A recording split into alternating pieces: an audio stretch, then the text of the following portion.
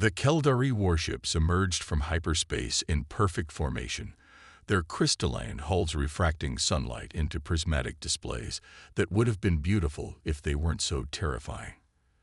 Dr. Sarah Chen watched from her laboratory window in the International Space Station as Earth's newly assembled defense fleet, a mere handful of ships compared to the alien armada, maintained their position near lunar orbit.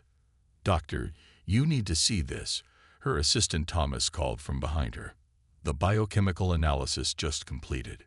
Sarah turned from the window, her attention shifting to the holographic display where complex molecular structures rotated in 3 dimensions. The Keldari had transmitted their biological data as part of their superior species proclamation, apparently confident that their advanced physiology would further intimidate humanity. It was exactly the kind of arrogance Sarah had been counting on. "They're perfect," she whispered, studying the alien cellular structures. "Exactly what we needed." The communication system crackled to life. "Dr. Chen, this is control. The Keldari Supreme Commander is demanding our answer. Are you ready?" Sarah took a deep breath, remembering the ultimatum delivered 24 hours ago. Submit to Keldari rule and genetic optimization, or face immediate extinction. The aliens had given humanity a day to contemplate their insignificance. They'd used the time differently than expected. "I'm ready," she replied. "Initiate Protocol Sunset." Across Earth's orbital platforms, thousands of specially designed satellites activated simultaneously. To the Keldari's advanced sensors, they appeared to be primitive defensive weapons, barely worth noting. That assumption was their first mistake. The Keldari Supreme Commander's hologram materialized in the station's command center. The alien's crystalline exoskeleton sparkled with patterns that Sarah now understood represented emotional states. Current pattern: absolute confidence. Humans. The commander's translated voice resonated through the chamber. "Your time for contemplation has ended. What is your answer?" Sarah stepped forward, data tablet in hand. "Supreme Commander, we've analyzed your genetic data with great interest. Your species' crystalline-based biology is fascinating." The commander's exoskeleton flickered with patterns of superiority. "Yes, our perfect evolution is why we are destined to guide lesser species. Your primitive carbon-based forms will be improved through our guidance." About that, Sarah allowed herself a small smile. "We've made an interesting discovery about crystalline-based life forms. Would you like to see?" Without waiting for a response, she activated Protocol Sunset's second phase. The satellites began broadcasting specific frequencies, harmless to carbon-based life, but devastating to crystalline structures at the cellular level. The commander's hologram flickered as reports began flooding in from the Keldari fleet. Their crystalline technology, so advanced and perfect, was beginning to experience unexpected resonance effects. The same biology that made them superior had become their greatest vulnerability.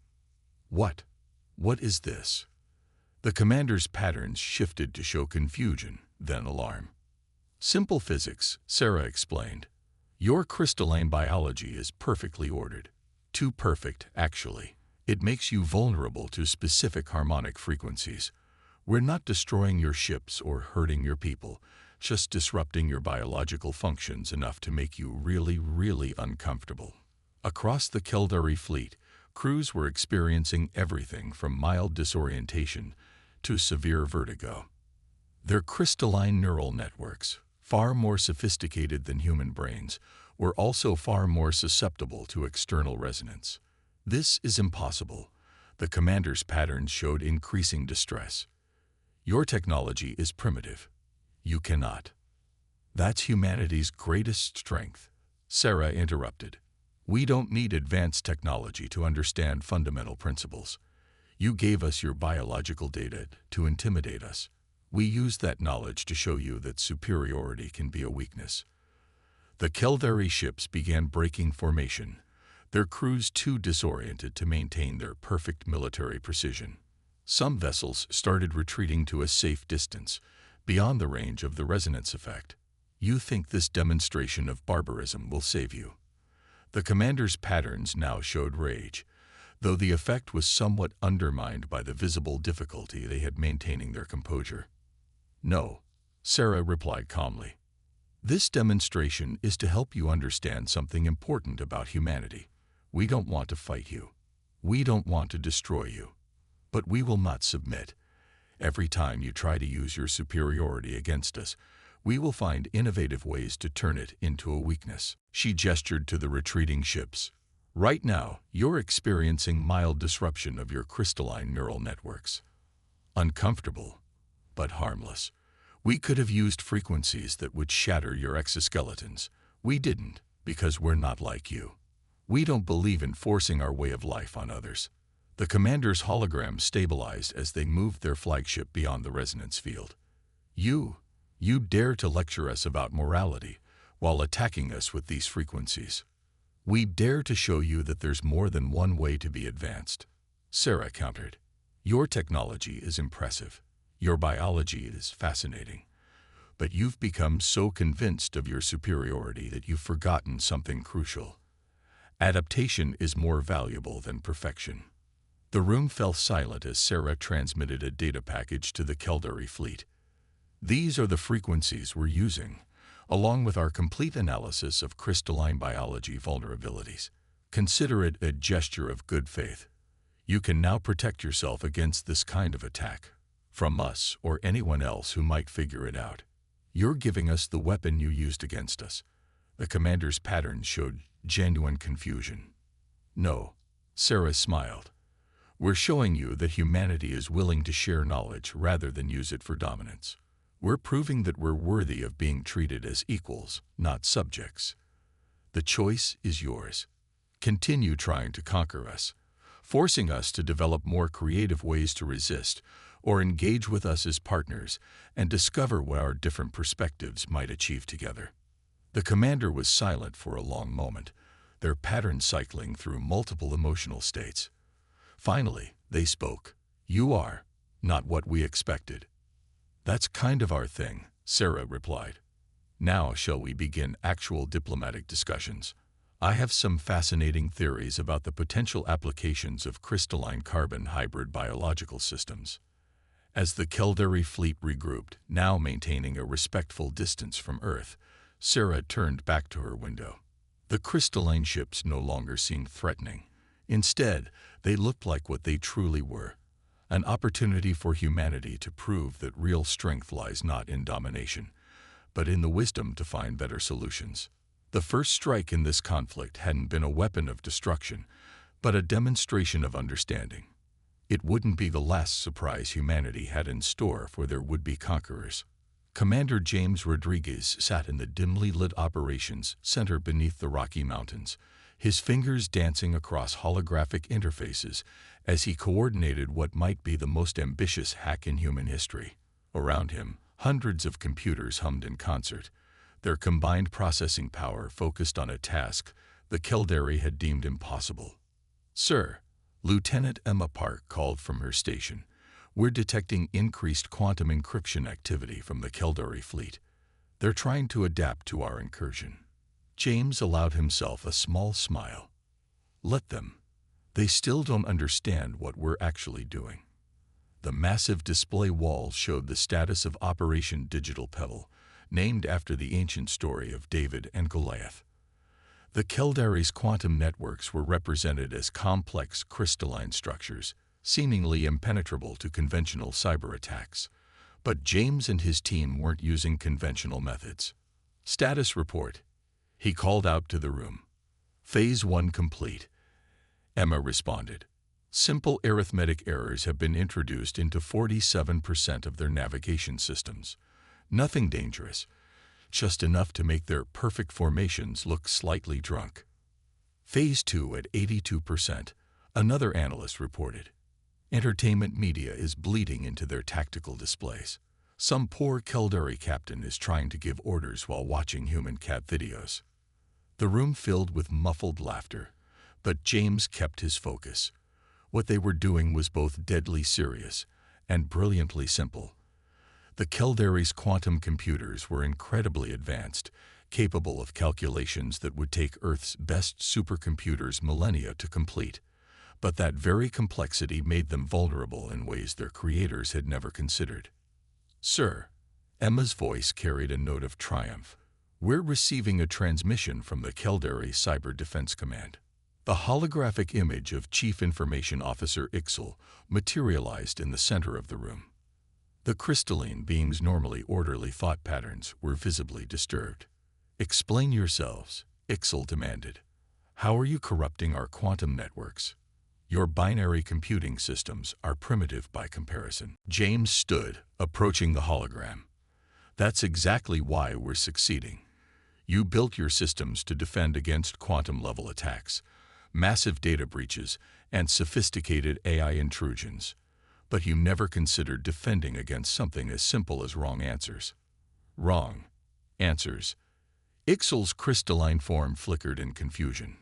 "We're not hacking your networks in the way you understand hacking," James explained.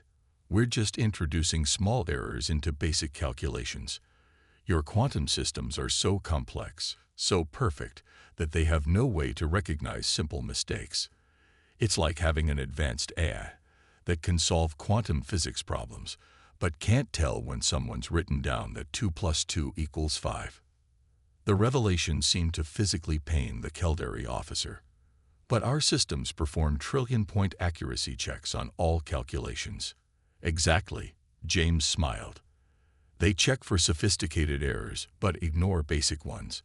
While you were protecting against quantum decryption, we were teaching your navigation computers that 3 degrees left is actually 4 degrees right. While you were defending against AI infiltration, we were convincing your targeting systems that Thursday comes after Saturday." Across the Caldari fleet, the effects were becoming more visible. Ships were slightly out of position. Communication delays lasted microseconds longer than they should. Nothing was seriously wrong, but nothing was perfectly right either. "This is primitive," Ixal declared, but there was uncertainty in their tone. "Primitive but effective," James countered. "Your entire civilization is built on the assumption that more advanced equals better. We're showing you that sometimes the simplest solution is the most powerful. Right now, your crews are fighting their own systems, questioning every calculation, double-checking every command. We haven't destroyed anything. We've just introduced doubt into a system that depends on absolute certainty." He gestured to the display wall, where the status of various errors was still updating. "The best part, even after we tell you exactly what we're doing, you can't easily stop it. Your systems are too sophisticated to easily identify simple mistakes. You'd have to rebuild your entire computing architecture from the ground up." "You?" Ixal's form vibrated with what might have been anger or admiration. "You have introduced chaos into perfection." "No," James corrected. "We've shown you that perfection isn't always an advantage. Humanity's computer systems evolved through trial and error. We learned to deal with mistakes, to adapt to errors, to function despite imperfection. Your systems never had to develop those skills." The hologram was silent for a long moment. Finally, Ixal spoke again. "The Supreme Commander was correct. Your species is unlike any we have encountered." "We've had to be," James replied. "Earth isn't perfect. Our history isn't perfect. Our technology isn't perfect. But we've learned to turn those imperfections into strengths. Maybe that's something we could teach you, just as you could teach us about quantum computing. You would share knowledge with us. After we attempted to conquer you." James nodded. "That's another human trait you might find interesting. We're pretty good at forgiving when we see the potential for something better. Your quantum networks combined with our error handling expertise, we could build something neither of us could create alone." As if to emphasize his point, another cat video appeared on the Caldari tactical display behind Ixal. The crystalline being turned to look at it, their form shifting in what might have been the Caldari equivalent of a surprised laugh. "Perhaps," Ixal admitted, "we have something to learn from imperfection."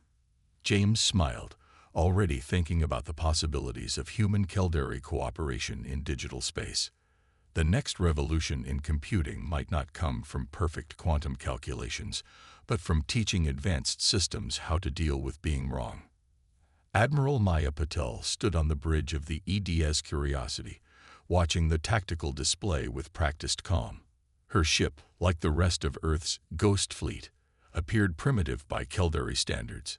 No crystalline hull, no quantum drives, no advanced energy weapons. Just good old-fashioned human engineering with a few crucial modifications. Admiral, her tactical officer reported, the Caldari battle group is approaching the asteroid field. Their sensors are actively scanning for our ships. Maya nodded, her dark eyes reflecting the holographic display. Let them scan. Are our mining drones in position? Yes, Admiral. All 3,000 of them are scattered throughout the field, running silent just as you ordered. The Caldari ships moved with their characteristic precision, their advanced sensors sweeping the asteroid field for any sign of human vessels. They were looking for engine signatures, energy readings, or communication signals. They wouldn't find any, because Maya's fleet wasn't trying to hide from their sensors. They were hiding in plain sight. Begin Phase 1, she ordered. Tell the miners to wake up. Across the asteroid field, thousands of small automated mining drones activated. They were simple machines, designed to extract minerals from space rocks, but Maya had seen their potential for something more. The drones began their work, not mining ore, but following a carefully choreographed dance of physics. On the tactical display, the asteroids started moving. Not dramatically, just slight adjustments in their orbits, barely noticeable unless you knew what to look for. The Caldari ships continued their sweep, oblivious to the true nature of what was happening around them.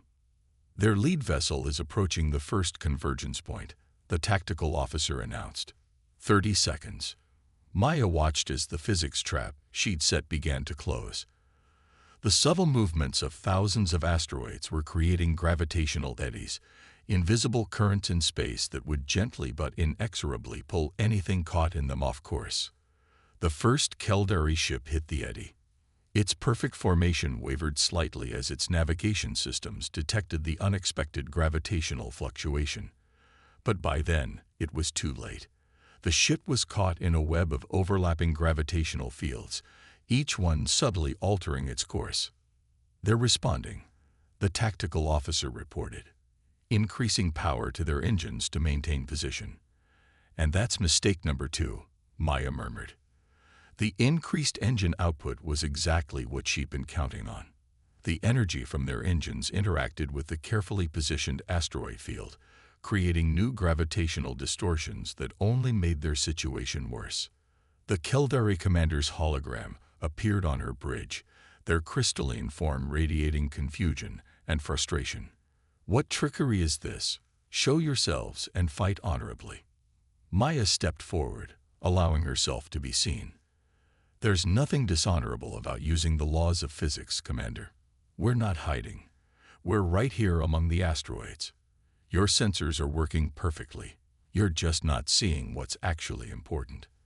As if to emphasize her point, more Caldari ships began experiencing navigation issues. The entire battle group was being pulled into a complex dance of gravity and inertia, like leaves caught in invisible currents. This is primitive mining equipment, the Caldari commander protested.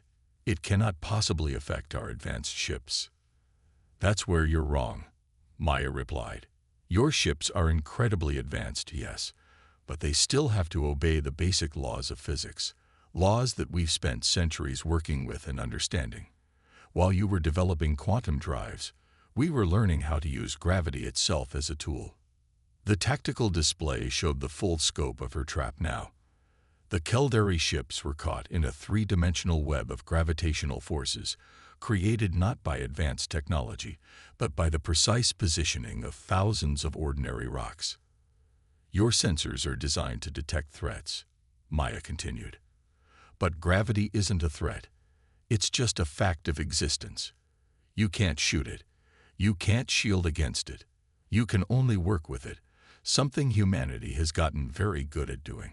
The Caldari commander's form flickered as they processed this. You trapped our entire battle group using mining drones and asteroids and a good understanding of gravitational mechanics. Maya nodded. Right now, your ships are burning through fuel trying to maintain position against forces you barely understand. You can keep fighting it, or you can admit that sometimes the simplest solution is the most effective. She gestured to the tactical display. We could have programmed these drones to attack your ships directly. Instead, we used them to demonstrate something important. True advancement isn't just about having the most powerful technology. It's about understanding the fundamental principles of the universe and using them creatively. The Kildare ships continued their struggle against the invisible currents, but Maya could see their efforts becoming more coordinated, more measured. They were learning, adapting to the gravitational web rather than fighting against it.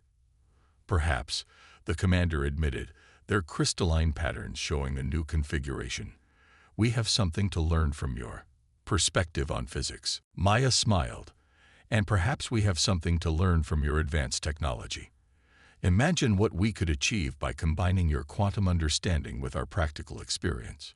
Space is vast, Commander, and there are forces at work that neither of our species fully comprehends. We could face them together. The gravitational trap had done more than just snare a Kildare battle group. It had caught their attention, forced them to recognize that advancement could take many forms. As Maya watched the alien ships gradually adapting to work with the gravitational currents rather than against them, she saw the first real signs of hope for a genuine partnership between their species. "Stand down the mining drones," she ordered. "Let's show them how to navigate out of the field safely. After all, good neighbors help each other out of tight spots." Carol stood before the Kildare High Council, their crystalline form carefully maintained in the pattern of respectful attention despite the internal turmoil they felt. The council chamber, with its perfect geometric architecture and quantum-aligned crystals, had once seemed the epitome of advancement. Now, Carol couldn't help but notice how rigid it all appeared. Junior observer Carol, first speaker Zerix addressed them, their form radiating authority. "Explain again what you witnessed in the human education facility." Carol's patterns shifted to indicate acknowledgement. "Yes, first speaker. As ordered, I was observing a human learning center, what they call a high school, to understand their development process. I expected to find chaos and inefficiency. Instead, I found something remarkable. The memory crystals activated, projecting Carol's observations into the chamber. A human classroom appeared, where students were engaging in what they called a physics experiment. The instructor presented the students with a problem: how to protect an egg from breaking when dropped from a height. But instead of providing the correct solution, she encouraged them to fail. The council members' patterns showed collective confusion. "Explain," Zerix demanded. The students were divided into teams. Each team tried different approaches. Many failed. The eggs broke. But with each failure, they learned. They adjusted. They innovated. Some used simple materials in ways I had never considered possible. There was no standard solution, no perfect answer. And yet, Carol's form brightened with excitement, an improper display that drew disapproving patterns from some council members. And yet, by allowing this chaos, by embracing imperfection, they achieved multiple successful outcomes. Some solutions were elegant, others crude, but all demonstrated understanding of basic physical principles. Second speaker Nexel's patterns showed skepticism. "You find value in this disorder, in this waste of resources." "I find value in their results," Carol responded. "Consider our recent encounters. Their resonance attack against our biology, their manipulation of our quantum networks, their use of gravitational fields. Each demonstration showed deep understanding of fundamental principles, achieved not through perfection, but through endless experimentation and willingness to fail." The memory crystals shifted, showing more scenes from Earth. Their entire civilization is built on this principle. They try, they fail, they learn, they adapt. It's inefficient by our standards, yes. Messy, chaotic, but it produces results we never imagined possible. "You sound dangerously close to admiring these primitives," third speaker Vexry warned. Carl's patterns steady. I do admire them. And I believe our refusal to do so threatens the future of our species. The chamber erupted in discordant patterns of shock and outrage. Carl pressed on. We call ourselves advanced, but we haven't truly advanced in centuries. We perfect what we know, but we no longer discover. We refine our existing technology, but we fear the unknown. The humans embrace it.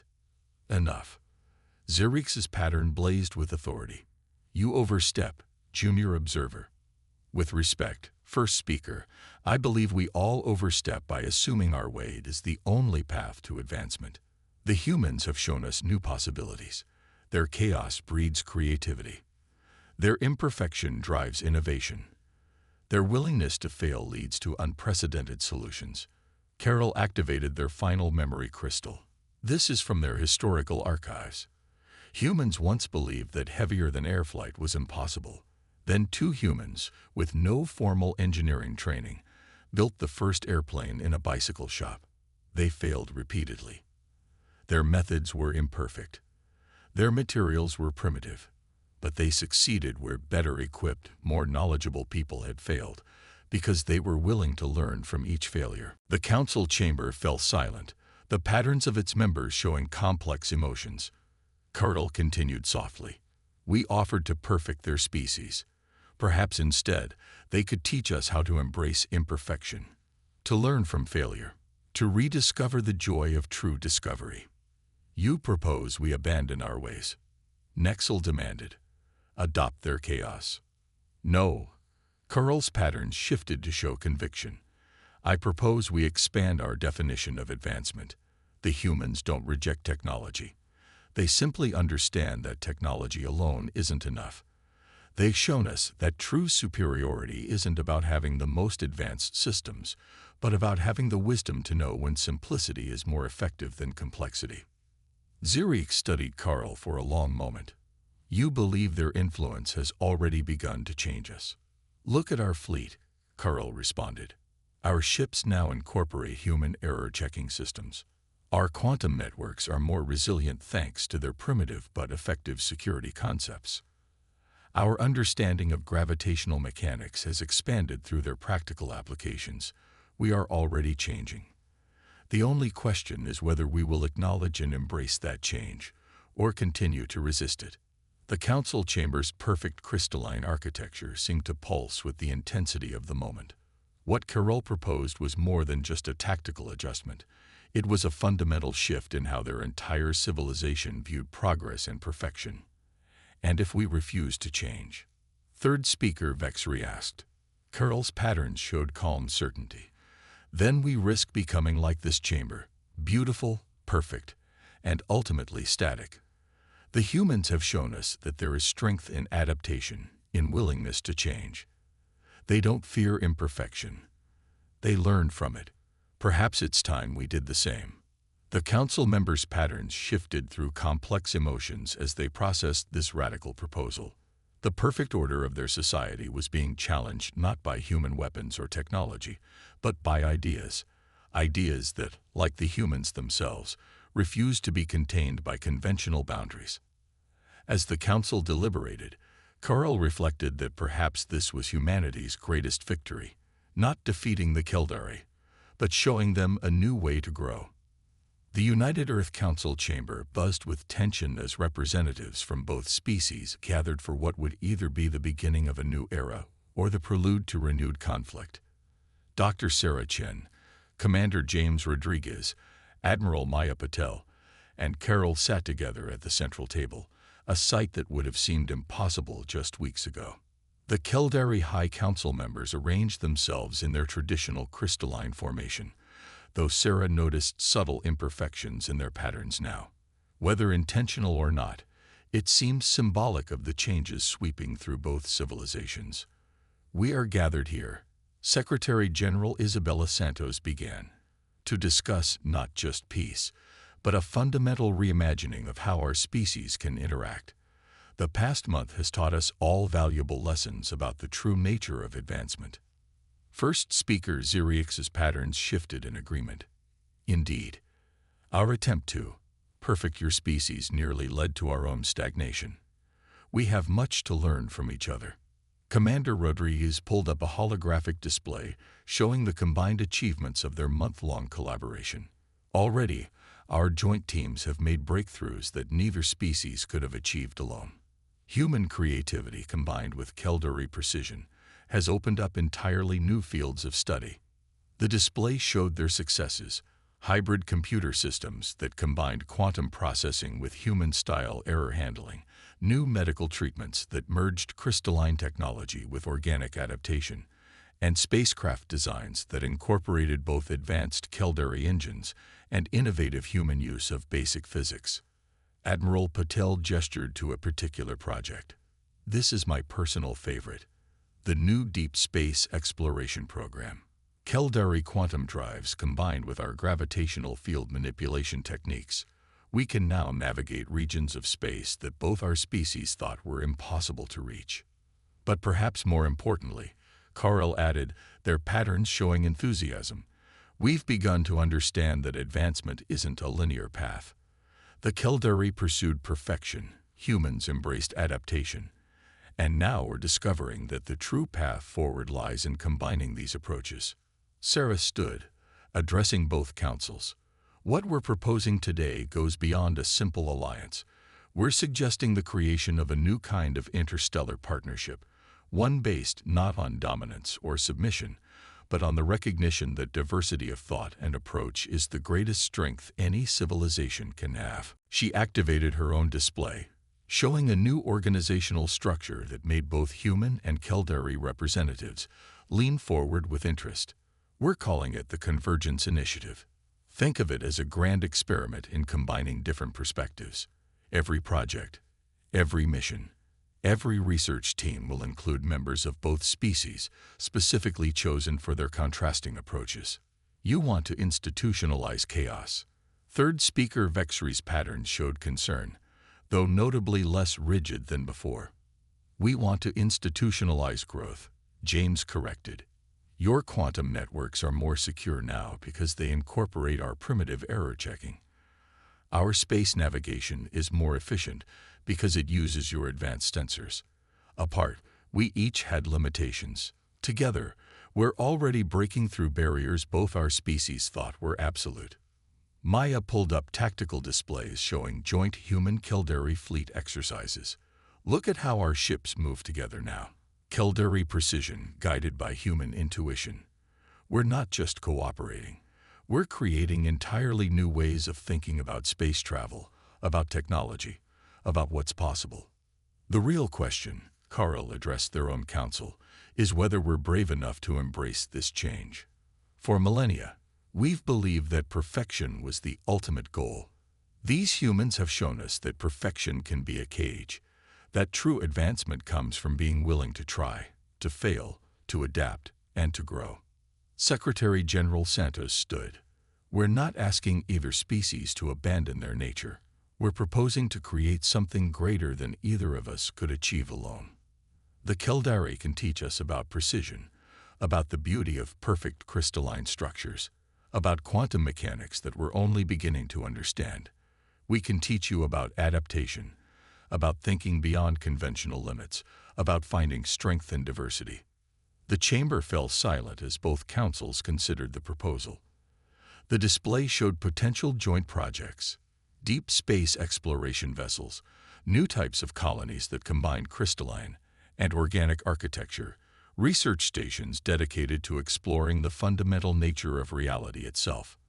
First speaker Zuriex's patterns shifted through complex emotions before settling into a new configuration, one that somehow combined Caldari precision with a hint of human spontaneity. Perhaps, they said, this is why the universe made us so different, not so one could perfect the other, but so we could show each other new ways to grow. The vote that followed was unanimous, a first in Caldari history and a rare event in human politics. As the chambers erupted in celebration, Sarah looked around at her unlikely group of friends, a human commander who had turned simple errors into a powerful defense, an admiral who had weaponized basic physics, and a Caldari observer who had learned to see beauty in imperfection. You know, She said to them, "This is just the beginning. Think of all the other species out there, each with their own unique way of seeing the universe. Maybe that's what real advancement looks like. Not a single path to perfection, but an endless exploration of new possibilities." Carl's patterns showed what humans were learning to recognize as joy. In that case, we should get started. After all, we have an entire universe of imperfect, beautiful possibilities to explore. As the celebration continued, the first ships of the new joint fleet began to launch. Their hulls were a striking combination of crystalline precision and human innovation, perfect and imperfect, planned and spontaneous. They carried crews of both species, heading out into the unknown not to conquer or perfect, but to discover and learn. It was a new dawn for both civilizations, and the universe itself seemed to shine a little brighter with the promise of what they would achieve together.